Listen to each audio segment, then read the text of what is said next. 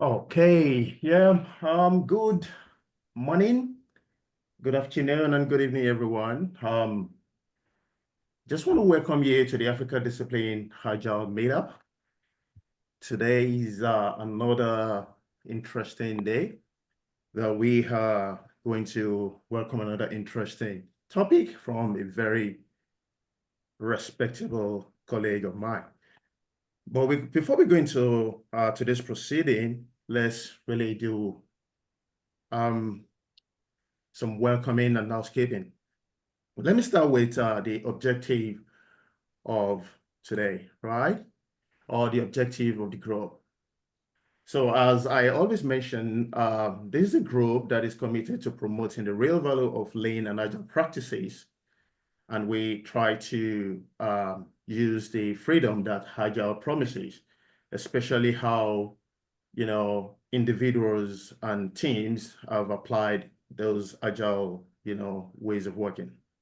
So in a nutshell, we welcome individuals and organizations across Africa and beyond that have the interest in developing their agile practices to attend. We build knowledge acquisition around so many different ways of working and frameworks, Scrum, Lean, Kanban, other Lean agile life cycles, different practices, things that people have applied to their work or to their life, and they are able to share with us. So this is a growing community, and we're proud of what we do, and we try to support each other.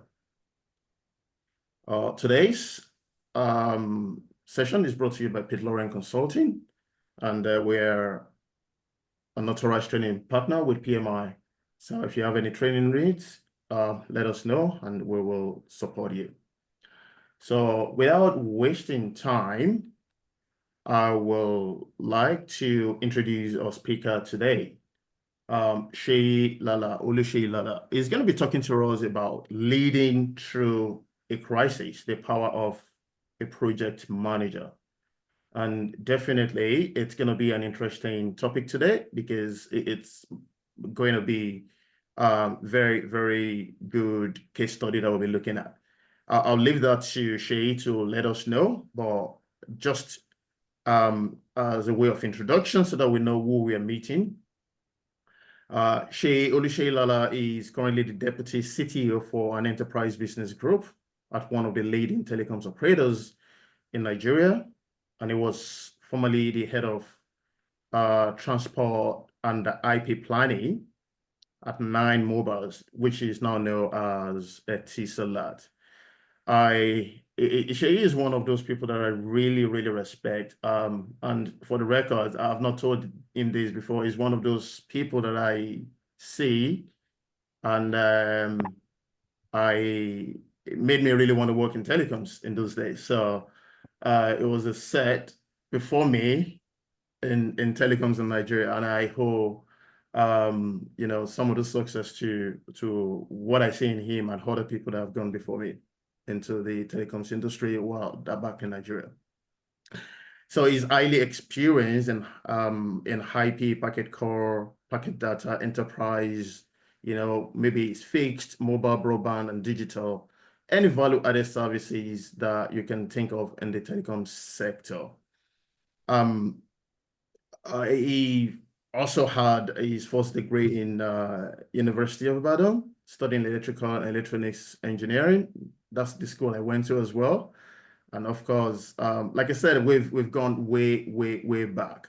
And I know that, like I said, he's one of the pioneers of the packet core engineering or packet data engineering in the telecoms industry in Nigeria. He has worked with Glo Mobile. He has worked with MTN. He has worked with Celtel International. He has worked with Etisalat, and he's working with Celtel, I think, and Zen as well. So he's worked with Airtel. So you can say it's gone across all the major, operators, telecoms operators in Nigeria. He's also worked across Africa as well. I'll finish with his line by saying that he's looking to pursuing a doctorate degree with a focus on organizational leadership and team productivity. So when I see things like this, I just feel like, man, I need to keep going. So welcome with me and welcome Shay Lala. Thank you for coming over to share your experience with us. Thank you so much. And just before you take over, I'll stop sharing my screen soon so that you can share your screen. If you're just joining us, please on the chat box, if you can let us know where you're joining us from, that will be fine. We did quite a lot of that earlier on when we are doing the chit chat. So feel free to show where you are joining us from. Thank you. Shay, take it away.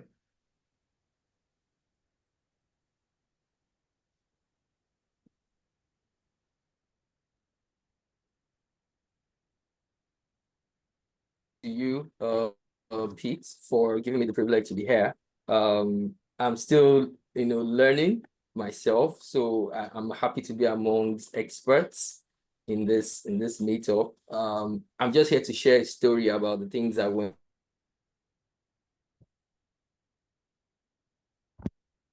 hands former organizations that I worked with recently. So it's an honor to be here, and thank you to everybody. Thanks for the privilege to be on this platform. I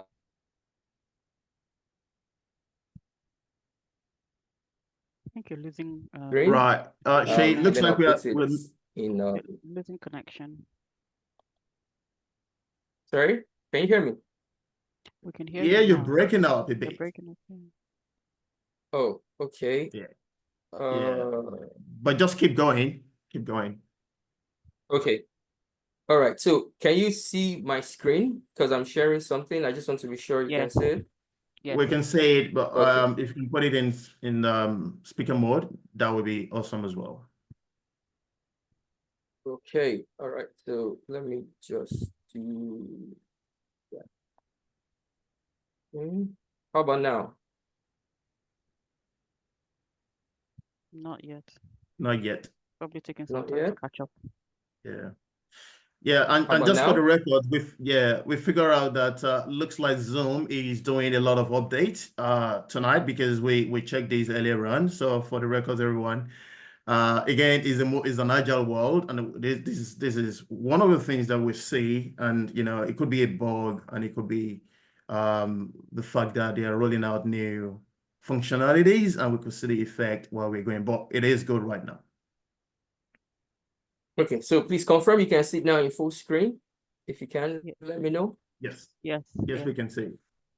Okay, all right. So thank you very much, everyone, and thanks for the opportunity to be on this platform, Pete. So just to go straight into it, the topic for today.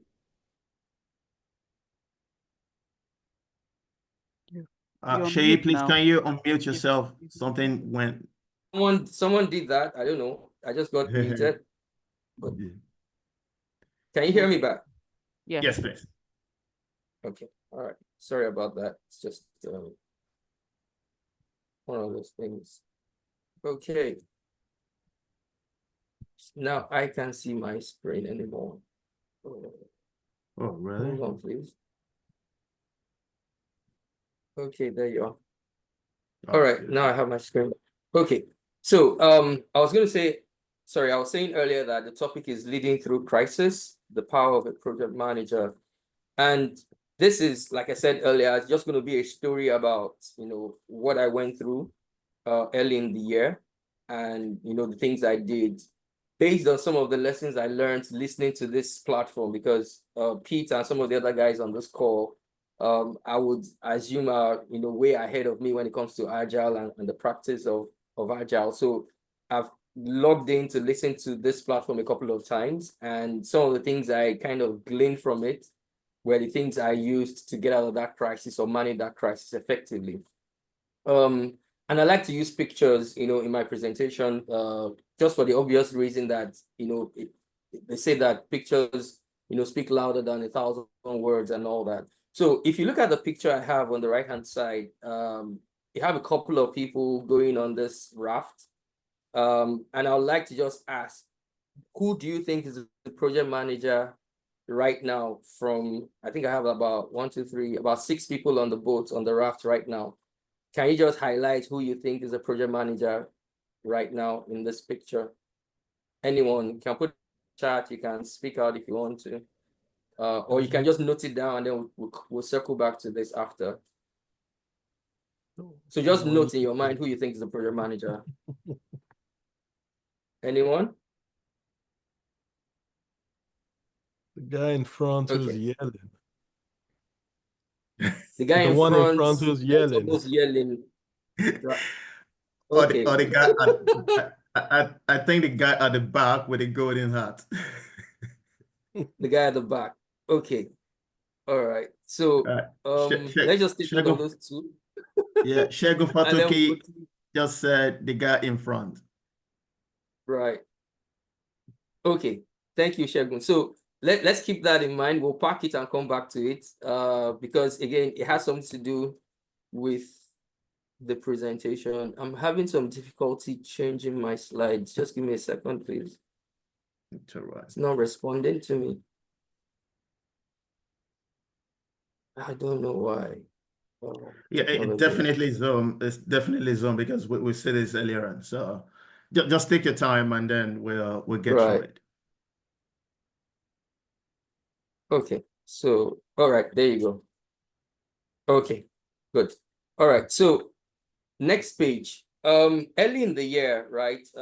I usually go on some form of a retreat to just get myself ready for the year.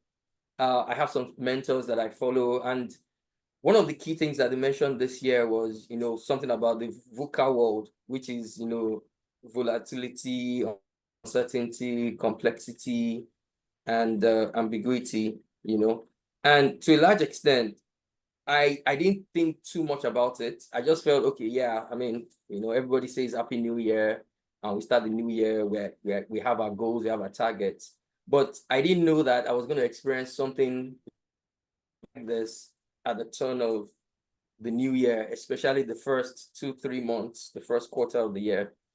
And a lot of the things I heard from those mentors while I was on that retreat with them was one of the things that helped me. And coupled with the fact that I mentioned that I've listened in on this platform a couple of times. And when I'm listening on the platform, because it's so much, there's so much experience and so much knowledge, I sit down and I jot things down that I believe I can put into my toolbox, to use, as I proceed in the year. Now, to give you the background, we all know or should know about what happened on the 14th of March, 2024. First off, for me, as a techie and a geek, it was actually World Pi Day because of Pi 3.14, and it was 14th of March. So early in the morning, I celebrated it like all the other mathematicians and techies and geeks around the world to say, oh, today is 3.14 and all of that. But unknown to me, there was a major crisis that was going to happen down the line, which is the internet outage that practically affected almost all of Africa. And for me personally, in the organization I was working for at that time, it was around 10 a.m. in the morning that we just realized that, oh, one of our undersea cable just went out, and we felt, oh, okay, this has happened like 2, 3 years before. Maybe they're working on it, something would, they will recover and get back on. Unknown to us, about 2 hours after, a second cable also went down. And before you could say anything, there was commotion everywhere. And this is across Africa. I mean, we have the stats that Africa has, the median age of an African is about between 17 and 30 years. So we are all upwardly mobile. We're all dependent on data, internet access, and all of those things. In fact, the entire lifestyle of a upwardly mobile African is connected to the internet. So you can imagine what happens when 2 major cable providers that connect Africa to the rest of the world, when it comes to the internet, get disconnected, in the space of 2 hours from each other. For my organization, because we are very big on business continuity and all of that, so we had diversity in terms of all our cables, but third of the cables went down on the same day in the space of 2 hours. And 75% of our internet capacity was completely cut off. You know, everyone was running up and down. I started getting calls from everywhere, customers, both external and internal, asking what is happening. And at the time, we didn't really know what was the issue. We just saw on our monitoring tool that this cable went down, the second cable went down, and the third cable was the only one we had, and it was getting congested.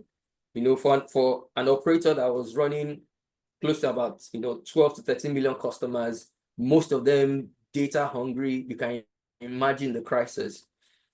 Immediately that happened, it turned out that we realized that there were two major faults that happened around Ivory Coast and the Red Sea, which kind of cut off access to all MNOs. So I'm not just talking about my MNO that I was working with at the time, but I was talking about almost all of the mobile operators and ISPs across West, Central, and South Africa.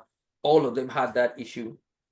And if you look at the picture of Africa and all the undersea cables that surround Africa, only about 2 cables were operational because all of them were interconnected, and because the major ones went out, the entire place was, all up in smoke. And across the country, the race was now on to commence some level of recovery work because, again, the entire customer base was already digital savvy, they're data hungry, and now you've cut them off. And I didn't realize that, how much we were dependent on internet access as individuals, as a society, as a country. And that kind of brought it out for me, and brought it into perspective. Now, when it comes to leading through a crisis, I always believe that there are 2 schools of thought or 2 types of leaders when it comes to, leading through a crisis. I think the first one has to do with those that just shrink during a crisis and they start to push their subordinates to take the heat, in quote, instead of them facing the challenges themselves. However, we have a second set of people or leaders who would actually step up to the plate during that time of crisis and lead through it till the crisis is either averted or they have a resolution or bring a solution in place that ensures victory.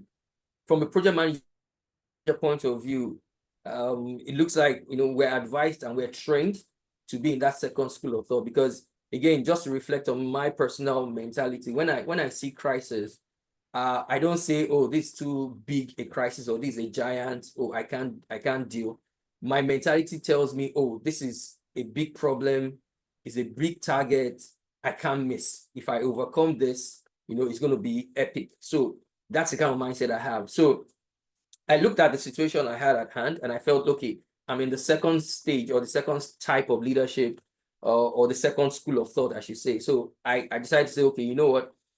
Just like we have for first responders and those who are living, in the West will understand this, especially what happened during 9/11, when there was crisis everywhere. You had a set of first responders, they were running towards the crisis and the disaster instead of running away, from it. And I feel that as project managers, that's what we need to do during times of, crisis, during times of, issues coming and challenges facing you. Instead of running away, we're supposed to be like first responders, the likes of, the firefighters, the medical staff, the police, and all of that, to run towards this scene of crisis or disaster and find a way around, resolving it. Typically, people run out, people run away instead of running towards the disaster. So these are the 10 things that I did during my crisis, and I just want to share that again. Like I said, it's just a story of what I went through for that period, and I'll just run through it, one by one. You can put your comments in the comment section and chat section, and we'll look at it after. So one of the first things I did when that crisis happened was just to keep a cool head because I realized that I was leading the team. We had issues. In fact, at the period when the crisis was happening, we were having a departmental meeting. I was just talking about, strategy and who we should work with for the next quarter, and all of that. Because remember, this happened on the 14th of March. So we were already looking strategically into the next quarter. And when, the alarm came up on all the monitors and everything, I just kind of relaxed in my mind to say, okay, what is happening? And this is very instructive because a lot of the times, you know, when we face crisis, people tend to start thinking of so many things and at the same time, and then you get confused. Again, as a leader, as a project manager, and for us to lead through a crisis, your team is looking at you. They're watching your body language, your disposition. So if you need to take a minute and go to the restroom and just comport yourself and come out, you might have to do that. For me personally, we had to suspend the meeting because now people were coming into the meeting room and saying, look, are you aware this is happening? I could not check, I could not get internet notifications on all my apps and all that. So I knew, you know, something was happening. So one of the first things I did, or I should say the very first thing I did, was just to stay calm and keep a cool head, because I realized that during this time of crisis, I need to lead through it as a team leader, as a project manager. And that was the first thing I did. The second thing I did basically was to stay refreshed and energized, because I knew it was going to be a long haul. This happened, you know, around midday, noon on the 14th of March. Everybody in the country across Africa was already out. And of course, like I said, we're getting a lot of escalations from our internal and external customers and all of that. So I knew it was going to be a long haul. So I basically got water, I got an energy drink, you know, and I was just ready to keep it aside because I knew we were not going home. We needed to find a way around this situation because it was a major crisis. And for an organization, you know, like mine, which was a mobile operator, data services and the revenue we generate was a major cash cow for us. So even having to go down for an hour, 2 hours, the money, the loss, the revenue loss will keep, you know, ticking and counting. So I had that at the back of my mind. So I stayed refreshed and energized, got my sugar rush, and, you know, whatever will make me, you know, energized. So it could be a candy bar, it could be, you know, an energy drink and all of that. So I did that and just got myself ready for a long haul, which was, you know, which helped me mentally because I knew, look, I'm not going to run away from this. So 1 and 2 were kind of tied together for me because I kept calm. I stayed refreshed. I got my cookies, my candy bar, my drink, my water, and I knew that, look, this was going to be a long haul. The third thing that I looked at was to delegate as much as possible. So there's this Eisenhower 2x2 time matrix of urgency and importance. I'm sure we're aware of that, where you're looking at, you know, is it urgent, is it important? And you put them in those 4 boxes. I had to quickly do that because I also realized the fact that, look, I needed to engage my team so that we can all go out and quickly try to look at things we can do to resolve the issue. So I had someone quickly check, okay, so which of the cables are available? Luckily, the Glow-on cable was available, which we had as an organization. And we also confirmed that Equano, which was the Google undersea cable from Portugal to Lagos, was also available at the time. So I had to quickly delegate to members of my team to go quickly check different things out and come back. So we quickly formed like a war room in that same meeting room, you know, the room we were having the meeting earlier, and we quickly turned it into like a war room, had strategy stuff on the you know, on the walls, used all the whiteboards to try and see, okay, this is the crisis, what are the solutions, how do we go about it, and all of that. And the good thing for us was the fact that, look, even though Glow-on was up and Equano was up, we didn't have any form of contract or communication with Equano, and the capacity we had on Glow-on was very small. But again, because of my, you know, experience in the industry, I kind of reached out to everybody to ask what they were doing. So my colleagues in, you know, all the other operators, MTN, Airtel, and all of that, I quickly asked them, are you guys facing the same thing? Is this a general problem or something specific to just my organization? And I got feedback from them. So I delegated people as quickly as possible to be able to go, you know, check up some things, come back with information. And then we sat down with that war room to decide on, okay, this is what we're going to do. The next thing was to stay focused and keep our eyes on the goal. So I did that as the project manager, and I also looked at the team to say, look, our aim is to recover as quickly as possible because the race was on. Everybody in the country, except Globacom as an organization, were down because they had the capacity. They are the owners of Glow-on, so they could easily scale up their capacity and, you know, absorb everything. In fact, we actually reached out to them to quickly buy additional capacity. but they told us that, they ran out of it because a lot of people came to them, during that crisis. So we stayed focused. And I like this definition of focus. Believe it or not, I heard it from Donald Trump. And he says, focus means to face one cause until successful. What I realized was we couldn't go about many things. And I like to put it this way. There's a difference between a laser beam and a torchlight. A laser beam can cut through steel because all of the energy is concentrated on one thing, on one spot. However, a torchlight kind of radiates light and spreads out. It's not concentrated. So I told my team that, look, we need to be razor sharp, like a laser beam, focus on thing, which is just recovery as quickly as possible. And one of the things we did was to quickly reach out to Equano. So there's a company called Wyok that kind of partnered with Google to bring that cable, Equano cable from Portugal to Lagos. So we quickly reached out to them and we started conversations about, okay, so if you want capacity, how quickly can we get it? Where is your pop? Where's your landing point? And things like that. And we started working. However, number 5 was very important because, again, like I mentioned to you, a lot of people were already escalating things and, asking questions. My CTO at the time was on my neck. A lot of, the chief marketing officer, even the CEO, everybody was already asking me what's happening, what are we doing? So I had to keep all of my stakeholders informed. And what I did was to create a 3-hourly status update across board. So my upline, my online, and my downline. So I kept everybody informed. So like I told you, the crisis happened around noon. So by 3 p.m.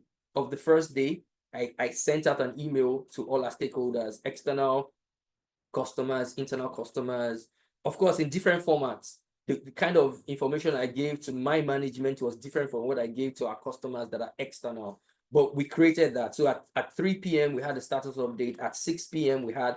At 9 p.m., we had. At midnight, we had. And we did that round the circle until we kind of recovered. So that was another key thing that I did during that crisis because everybody was hungry for information. And by the way, when we had this outage, because, everything relies on internet, we couldn't send our emails because the bandwidth we had left was very small. So we had to kind of prioritize what kind of, tools or services on the internet we could work with. The only thing we had at the time that was working effectively was WhatsApp. So I quickly created a group, multiple groups for external customers, for my internal customers, for management, for my downline and all of that. And, started sending out those constant 3-hourly status updates. And that's what we did to manage ourselves and keep everybody informed all through the crisis. The next one, which is number 6, was leveraging on relationships. So like I said earlier, and based on the introduction from Pete, I've practically worked across all of the MNOs in Nigeria. I have about 26 years, experience. So I could leverage on that. And I mentioned that earlier while I was saying I delegated my team because I could say, okay, call this person in this company. Let's know what they're doing. Call this person. I called them myself. I was able to leverage on that relationship. So sometimes when you're going through crisis, you also need to jot down, who are the people that you can call. During the intro where we're, chatting earlier, Pete was saying something about the fact that, he has a brain trust of some people that he can call, when he's hitting a roadblock to say, look, can you unlock something for me? And all of that. So I also listed them down to say, okay, I can call this person in this MNO, this person in the 2nd, 3rd, 4th. I can reach out to these people in the government and things like that. So I leverage on my social capital to be able to get that information that I needed, to ensure that, things could move forward. The next one, which is number 7, is protect your team. So there's this concept I've read about, which talks about an umbrella leader and a funnel leader. An umbrella leader, just like an umbrella, will cover you during the rain, protect the team. So if there's any issue that maybe people are raising about your team members and all of that, you should be able to stand and protect them, while you're in the meeting or while people are raising it. You can sit down with them internally when you're done to, chastise them or rebuke them or whatever, but you should protect your team, as much as possible. That is an umbrella kind of leadership. But for a funnel is like, look, I'm taking everything that they're saying and I'm just targeting, I used to have a colleague that does that, where, if you're asking him something about a team member and all of that, and he's getting that heat, instead of responding and protecting, he will actually call that team member and then sit with you against the team member to start shooting at the person.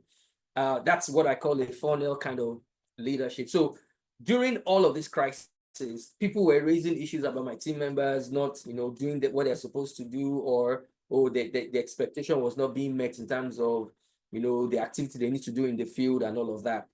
I was all out to protect them throughout the crisis. Even when they sent, WhatsApp messages or whatever, I would just step in and say, oh, look, this guy is doing something else. Can I be the one to answer you and respond to you and all of that? So I also realized that that was something that was really helpful, because if you are the kind of a funnel kind of leader and you're just pushing the pressure to your team members, I can assure you that, you won't go through that crisis, because again, it's all about team management. It's all about team dynamics. When you're facing a crisis, you can't do it alone. You can't go through that crisis alone. So I had to do that, protecting my team as number 7.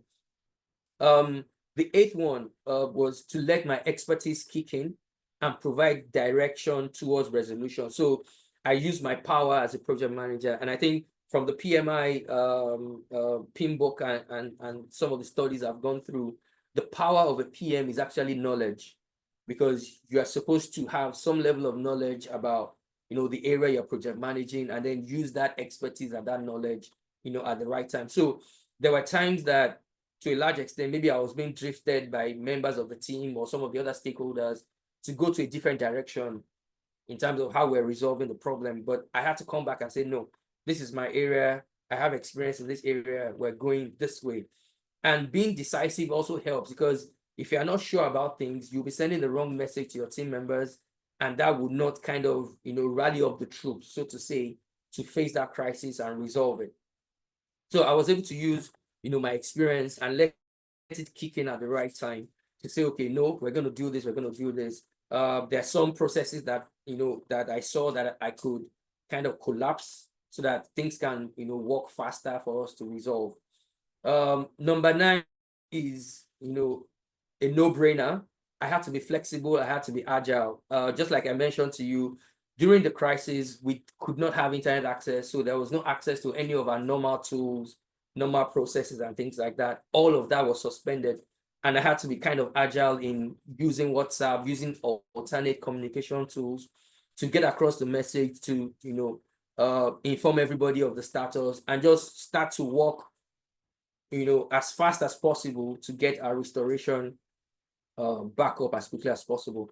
So again, I mean, I'm talking to a set of agile practitioners on the call. So this is a no-brainer, for us. And I did that. And like I said earlier, most of the things I did during this crisis, I learned it from this platform, listening to Pete, listening to some of the other, speakers that come, for this kind of session. And it's a privilege for me to be talking on this platform as well, having been a student, taking notes and all of that. So I really appreciate the privilege. The last thing that we did was, after we were done, 2 quick things. We celebrated the win. I got my team, got them pizza, got them drinks and all of that, because it was something that we had to walk through all through the night, even the next morning, and just a continuous thing. But we celebrated that win, and then we documented the lessons learned, so that in case we were going into something similar, because again, for a project, it's a unique, endeavor. So it might not be exactly the same thing, but at least we had some documentation of the things we did, how we went through it in that kind of crisis, to ensure that if we ever get into something similar, we can always fall back on the lessons learned. So we celebrated the win, we enjoyed the victory. And what I did through all of these 10 points was to ensure that we could recover.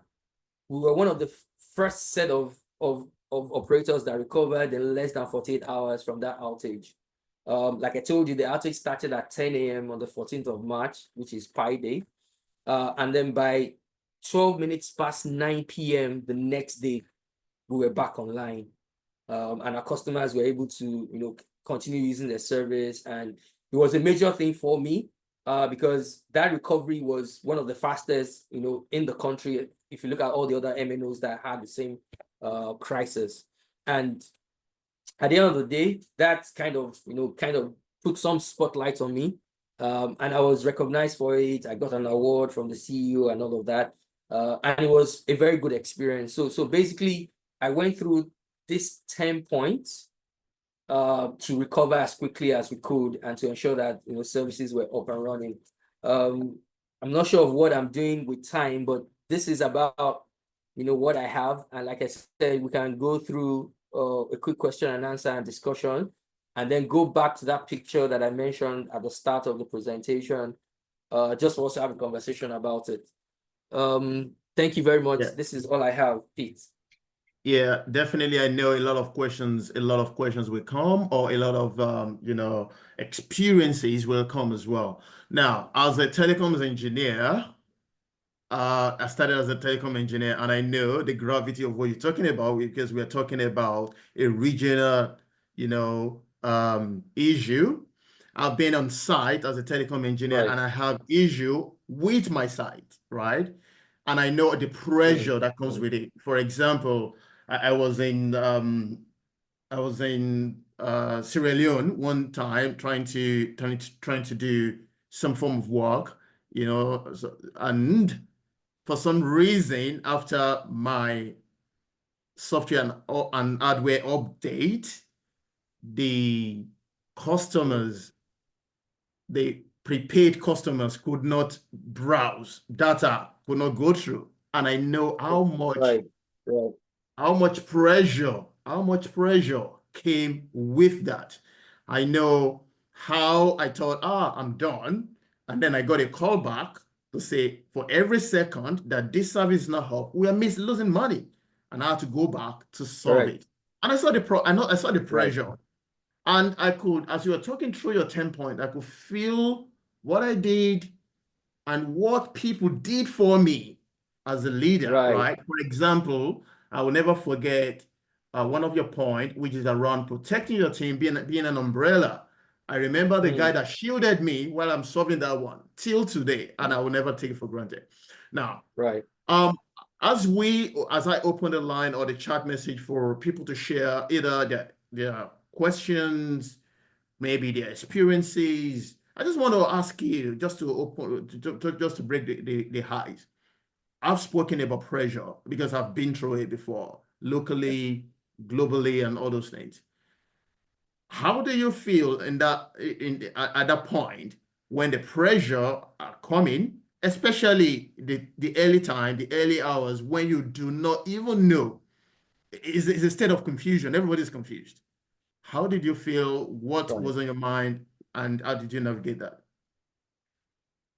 Yeah, so thank you for that, Pete. So I just went back to that slide just to highlight the very first thing I did, was to just kind of relax in my mind and keep a cool head. So this is not just something I wrote down, it's something I experienced myself, because again, just like you properly painted the scenario, everybody was calling left, right, and center, people were coming into the meeting room and saying, why are you having a meeting? Network is down, things like that. So what I quickly did was, okay, you know what? I knew crisis was upon us, because I could see from the monitoring tool that we had that the cable towards London that was our ISP's undersea cable was down. And then the second one as well went down. And I knew 2/3 of our capacity just went off. But instead of, getting jitters and all of that, I think it has to do with the fact that I'm also experienced enough to know that, okay, you know what, whatever happens, we'll get through it. And I just kind of maintained a cool head, and I kind of calmed down, even while we're having the meeting, because like I said, we have to quickly shut down the meeting and say, okay, you know what, something is up, let's quickly investigate. But to the members of my team, they kind of were looking at me to say, okay, what's happening here? But I didn't want to kind of transfer that pressure to them, because they could see that the CTO, the director of engineering, all the other guys were coming in to ask what's happening.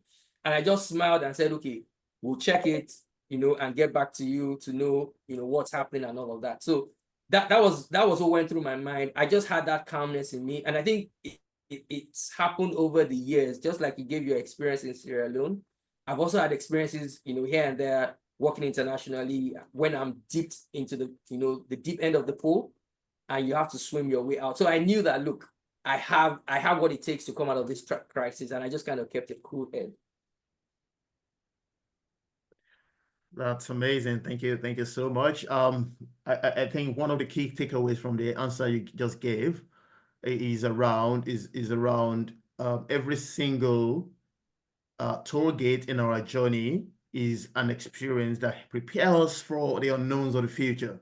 And so, yeah, Absolutely. thank you so much. So just for everyone, every single crisis that you go through, minor, major, they all help with how you deal with those crises when they eventually occur. That's really, really good. I'll encourage everyone to look at questions. I've got one from Shegun that I will read out very soon, Shay. And also, if you have any question, send it across. We have a couple of minutes to really have to deal with questions and other case studies that you might want to share with the team. So Shegun is asking a question. There are two areas now. We have the work front, and then we have the home front now, right? So Shegun's question is, how did you manage your home and family and friends during the event? Not going home may mean something to some madams. That's what you wrote. But again, it's just generally about home front. How did you manage that with that level of pressure? Yeah. So there's this notion about work-life balance. I have a completely different notion about it. I call it the life-work integration. So my life is, on a higher priority than the work. So I try to balance it, and I'll give you, a typical example. So God forbid, if anything happens to me now, and I'm pulled down and I'm sick and all of that, the organization will help me out for a few days, a few weeks and all that. If it's something that is, getting longer for me to recover, that with time, they'll basically say, okay, can we find someone else to replace Mr. Lala, and all of that. They might still support me for a while, but it is actually my family that will sit with me at that bedside, at that hospital, or whatever the crisis is. So I have that kind of integration to say, look, my life is the bigger diagram, and then work is a subset of it. So to answer your question, in that period, just like Pete is alluding to, my wife knows the kind of work I do. He knows, look, emergencies occur. We support mission critical activities and all of that. And I was able to inform her to say, look, something has happened. Of course, she's also tech savvy to a large extent. So she was already like, look, internet is not working. What's happening with your ISPs and all of that? I mean, we've been married for 19 years, so she knows me that well, and she knows the things I do. So she started asking me, oh, is your ISP down and things like that. So I was able to communicate to her to say, look, we have a bit of a crisis now. I might come home late or not come home at all because we need to recover services and all of that. And she was kind of understanding and all of that. But again, remember I said something about delegation. So it got to a point that I was able to delegate enough to the members of the team that I could leave and go home for a while, and then came back in as quickly as possible, 6 a.m., 6:30 a.m. the next morning and all of that. So you just need to find a way to balance both. But for me personally, my priority is life first, work next. I hope that kind of answers your question. Yeah, that is really good. Pamela just wrote in, communications and transparency is very, very important. Very, very Absolutely. well. And talking about, understanding what we do. I want to believe you can't be a telecoms person without your spouse knowing a little bit, especially when escalation. I remember in those days, people would talk to my wife and they would think she's a telecoms engineer because she's enough, Absolutely. So Right. it's very important to communicate and transparently, communicate transparently, because at the end of the day, we don't know when this crisis will come, and when they do come, we need to Right. deal with them. And you rightly said, and Shegun is alluding to that as well. Life first, work next. You're a champion because Absolutely.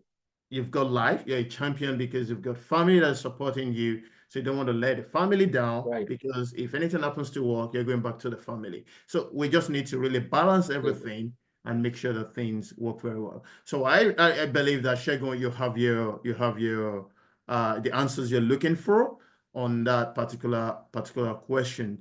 It's not something we build overnight, though. It has to be an ongoing Absolutely. thing, such that the day the massive one occurs, it's not just going to be like, a huge problem at the home Right. front. Cool. So that's quite a very good question, to be honest, because we are first humans before become practitioners or subject matter experts. So that's a very good question. Absolutely. Absolutely. All right. So can I take one that I just saw now that's interesting to me, if you don't Sure, mind? please. Yeah. So I see Go this ahead. question from Andrea, and Yes. thanks for joining us. So he asked me, did you capture lessons learned just at the end or from the start of the crisis? So interestingly, Andrea, what I did was, as I was going through the process, I was noting down the things I was doing. Because again, I have this mindset that I always want to share whatever I go through in terms of experience with people, so that they can learn from it. I have this notion that, look, you can make mistakes, it's fine, but other people's mistakes or other people's experience is actually the best teacher. So I was going through that experience, and funnily enough, I was noting, I had a notepad on my phone and all my devices that were all synced. So as I was going through the crisis, when I say, oh, I'm delegating now, I'll just jot it down that, oh, delegation, and I wrote that down in my notepad. So by the time we were done, I had this 10 points to share with the team to say, look, we went through this crisis successfully. We recovered in less than 48 hours, which was a big deal to us as an MNO, because again, just like Pete said, a lot of revenue loss was at play because we were out. And I said, look, these were the 10 things that we did, that I did, that we all did as a team, but particularly myself, because I was leading the team. And I just documented it. As a matter of fact, I actually wrote a blog, a blog article on my blog for this, and it was about a 3-part or 4-part series, that I broke down in details all of these 10 points. But for the sake of time, and because again, I'm here with experienced people, I don't want to bore you with the details, which was why I kind of made it, into a summarized bit-size format right now.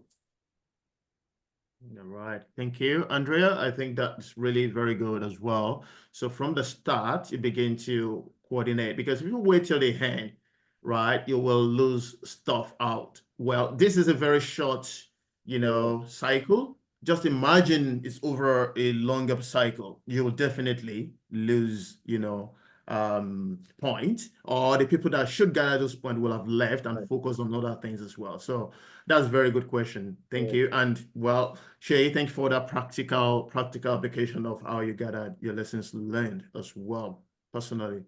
Right. All right. Yeah. There is a question I have, but before I ask that, Shegun is asking another question, and this has to do with management, right? So was there a point Right. when the management was asking for a timeline to resolve the issue? If yes, how did you handle that? Obviously, the answer is yes. So I'll go back to that slide again. So remember what I said about number 5, keep your stakeholders informed. Again, typical of anyone, because revenue was at stake, we were losing revenue. Everybody from the C-level to the directors was asking, okay, when are we going to get back? What do you need? When are we going to get back? How do we tell our customers and things like that? So number 5 was important. I created a 3-hourly status update with everybody, upline, my downline, and people on online with me. So at the time, I was head of department. So all the heads, I was giving them information about what we're doing. All the managers and senior engineers and people within the team, I was giving them updates and information. And then my upline, my director, my chief, the CEO, and all the execs, I was giving them a different format of information. So yes, every time they will ask, okay, so when? And remember, like I summarized all of this, but we had to go through a lot to get this up and running. We needed some people in the field to actually go and do some cross connections and all of that. At the time the crisis happened and the cable landing station location in Lagos, where we connect to, there were a lot of security stuff. I had to get the security team to release a mopole and some police officers and squad cars and all of that to accompany our engineers, because I needed the engineers to feel safe while they were doing the work. So there were so many coordinations I was going through. A lot of setbacks happened along the way, and that's why I mentioned number 9, where I have to be flexible and agile. So I'll give you a typical example. One of the guys that was supposed to go and do the cross connect, had a flat tire coming out of his house. So he couldn't move. He was not sure of the security of the area and all of that. So I had to call one of our security guys to help, dispatch somebody like a security team to go around him and just help him with his flat tire, get him in the truck to get to that location to go and do the cross connect. All of this happened in the night. We had to do a new design with this new cable provider called Wire. They had their teams in Kenya, in South Africa, and in Lagos. And throughout the night, we were going through that design. We were arguing back and forth. It wasn't a straight setup. Somebody would suggest something, and that would have taken us into a different angle. And that's why I said that I had to lean on my expertise to say, oh, guys, no, we're doing it this way. If we have to reuse an existing interface, let's reuse it. If we have to reuse VLANs and IP addresses and all of that. So all of that happened, but management was always on my head asking for when. So, but because I was giving them regular updates, so I'll just tell them, oh, we anticipated that this thing by 9, however, this and this happened. It's going to take us an extra 20 minutes. But again, I put a buffer in there. So if the man hour that, my team members are saying that, oh, it's going to take 30 minutes, I'll tell management it's going to take 45 minutes just to give me that buffer, And because I was constantly updating them all through the night, 3 p.m., 6 p.m., 9 p.m., midnight, 3 a.m. in the morning, 6 a.m. the next morning. I mean, they were all informed. So the pressure was reduced because I was transparent and I was constantly communicating with them up until the time when I now announced finally that, oh, guys, we're up, everything was working. And I was sending them snapshots of our monitoring tool so they could see when the traffic started, they could see the buildup of the traffic up to, the peak point that we usually have on a typical day, which translated to the expected revenue that we expect for that day, even though we had about, more or less a 48-hour loss because of the outage. But I kept them informed all through. I was constantly communicating and I was telling them what was happening. So if there was a setback, I would highlight, oh, we had a setback. However, we're on top of it. I'll give you an update in another 30 minutes. Or please stand by for the next update in the next 3 hours. So they knew we were working. They knew some level of progress was happening. And that kind of kept them at bay. So the pressure on me was kind of reduced because I was constantly I hope that answers the question. Yeah, that was really good, Yes. Shay. That was really good. We have 2 more questions and then that will be it, and then we'll wrap up because I'm looking at time as well. So before I go to the next question from Andrea, I just really want to, okay, there are 3 questions now. I just really want to really itemize something. This is not a question. If there is one thing that we have always been saying, it's constant on this meetup since inception, is the power of your network. The fact that you put 1 hour, 1.5 hours away every time you come here, it's not a waste. You get knowledge, you get experience, but most importantly, you get people that you can leverage. Now, on this call, there are a lot of people that I have spoken to behind the scene to help me. And I don't mince word with it, right? Now, one of your points was number 6, which is leverage on relationships. Leverage on relationships, which is very, very important. I'm not going to say, let's talk about it, but because we've always want to, I've always said it. Everybody on this call is just a call away. It's just a connection away on LinkedIn. It's just a message away. Use the power of your network to solve your problem. Just imagine Sheyi had to start from the very, very beginning without leveraging all those information from, people that he has known for the past, 20-something years of the career. So just want to make that point, and then we go to the next question quickly. We're going to go a little bit over time to answer this question, and then we will end. But before we end, I've got the PDU to share with you, so just stick around and I'll share the PDs after these questions. Now, the question from Andrea says, was there any redundancies put in place to avoid the crisis from happening again? Right. So quickly, let's just answer that. Okay, so the answer is yes. So a lot of things has happened across the MNOs in Africa, in Nigeria specifically, when this crisis happened. So remember I said that, you know, I think about 7 or 9 cables come into Africa, West Coast, East Coast, and all of that.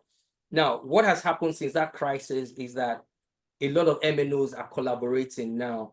And there's this notion I have that a lot of times we are competing within ourselves, which is fine, you know, red ocean, blue ocean strategy and all of that. That's fantastic. But there are times that you need to also collaborate with your competitor for the sake of, you know, benefiting the customers more, for the sake of enabling new markets and all of that. Since that crisis happened on the 14th of March, I should say, a lot of MNOs are now swapping capacity to say, okay, you know what, just to avert this crisis happening again, you are on this cable, I am on the other cable, let's swap capacity on the East Coast, let's swap capacity on the West Coast, so that in case this happens again. In fact, the Minister of Information and Digital Economy in Nigeria, Dr. Bosun Tijani, actually spearheaded a meeting with ITU, that's International Telecommunication Union, to say, look, this crisis that happened in Africa should not happen again. Let's start to combine efforts as players in the market. He actually drove that at the ITU. I think he's also nominated to be a chair for one of the subgroups to look at how we can avert this as a continent of Africa. So all of that is happening. Now, bring it down to individual operators within Nigeria as well.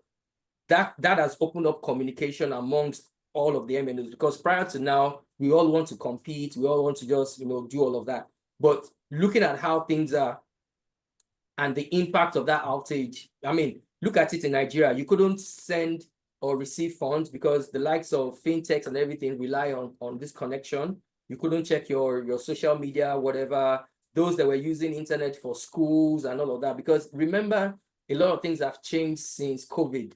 We are so much dependent on internet and all of these services. So it has opened up collaborative discussions across the MNOs. And I'm hoping that we'll get to a point where we'll have enough, you know, capacity across multiple cable providers that get into Africa, so that when any of these things happen, it's not a total outage. There will still be some form of capacity that can be used to still maintain service, and we won't have this kind of blackout that we had on the 14th of March. All right, thank you, Shay. That was really good. That was really good. Quickly, also, I think I'm putting a little bit the time pressure on you as well now, but I just thought we should go through this question. What was the approximate financial loss that was experienced? That was from Pamela. If we sum it up, if you have the numbers, good. If you don't have it, that's also fine as well. Yeah, so I mean, remember, I'm a techie. My focus was just on you know, trying to get us as back as possible, as quickly as possible, to get us online. But again, I mean, you're talking about, you know, 100 millions of naira running to millions of dollars on a daily basis, because again, for the MNO I worked with at the time, data was our major cash cow. So for us to be out for almost 2 days was a big no. It actually affected our bottom line for that period. I don't have the numbers offhand, but I know it was something very, very significant. So I'm sure the same thing happened across board. And I'm just laughing because I saw a comment from Patrick that said that even Yahoo boys lost during that period because internet was out. So there was so much of some financial loss that happened. But I think my focus as a techie was just to get back online as quickly as possible. And then we looked at the numbers and looked at, okay, what was the revenue loss? But I was more bothered about, getting us online. And remember, after we got back online and we celebrated, we took some days off to just go and sleep. So I was excused from all the management meetings for a couple of days just to get myself and to recover myself. But I'm sure, I mean, if you want the numbers, we can drill down, but I don't have that offhand right now, Pamela. Yeah, good. That was good. Thank you. Thank you so much. So Selema, well, your house, the first question you asked is already answered. How long did it take to resolve the issue? It was less than 48 hours. That's she has mentioned that again and again. Sure. But there's a second part of the question, which is around how did you navigate procurement issues around that time? Of course, I know there are things that need to be procured, contracts that need to be signed. And I know, personally, I know how the back and forth could be. Finance will come in, procurement will come in, legal will come in. Now, we are talking about something that has to happen very, very fast. How did you navigate it? Okay, so remember I told you that all our tools and all our different tools that we use could not work because they were all reliant on the internet. So, all the ERP tools and all of that could not really work effectively. So what I did was to create, remember I mentioned that I created different WhatsApp groups. So there was a WhatsApp group for legal, procurement, finance. There was a WhatsApp group for technical, both transmission, microwave guys, transport team and IP. There was a WhatsApp group for management. So what I quickly did was for the management, I got, I'll call it like an executive order to say, look, whatever you need, just get it done as long as we get back as quickly as possible. And just to go back to what Pamela said, the fact that we were losing revenue was a big driver for everybody. So the moment the chief marketing officer or the sales guy was saying, look, I'm losing revenue for this outage, whatever you need to do, get it done. So I got some form of executive order from the COO at the time. And then, so I was able to get him on the call with the vendor we eventually used to just say, okay, take my word for it. We're going to do all the documentations when we recover. Let's go ahead. You can use this WhatsApp call as evidence or this WhatsApp chat as evidence. So that evidence of him saying, do whatever it takes, I took a snapshot of that, dropped it in the group for legal, finance, and procurement to say, look, I have an executive order, whatever we need to do, let's go ahead and do it. So that kind of helped me to be able to communicate across the different, I had multiple devices on my table at the time, communicating with this person, communicating with that person. It was a bit of, how do I call it, ball juggling all through that crisis. My team was also asking me, I had to step in as a solution architect at some point to look at the design and say, look, we're doing it this way. So there were many things I had to do at the same time, but because I got that executive order from the COO, CEO, and the execs to say, just go ahead. After the crisis was averted and we came back, we now had to go and get a proper PO. I had to now do a proper business case. I had to do all of those things. But remember what I said, I had to be flexible and agile. So all normal processes were suspended for that period. And I just flew under that radar of executive approval from the chiefs. And that's what I used all through.